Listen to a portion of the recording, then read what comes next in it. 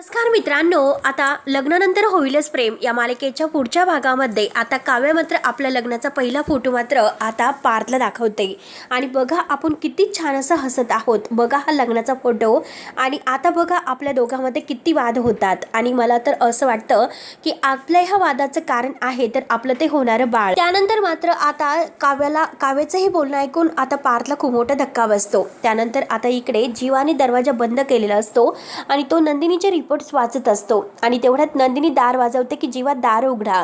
तेवढ्यात आता जीवा हा ते रिपोर्ट्स आहे तर ते लपवतो, बेड खाली ठेवतो आणि नंदिनीला दार उघडतो आणि नंदिनीकडे तो पाहत असतो।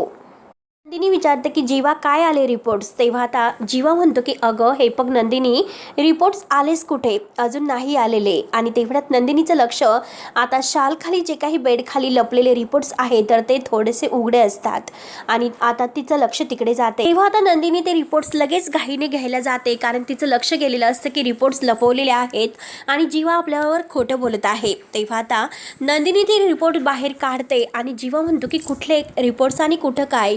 नंदिनी मात्र आता रिपोर्ट्स वाचते तर नंदिनीला फार मोठा धक्का बसतो आणि जीवाला सुद्धा। तर मित्रांनो, आता पुढे काय होईल हे बघण्यासाठी आपल्या चॅनलला नक्की सबस्क्राईब करत राहा। धन्यवाद।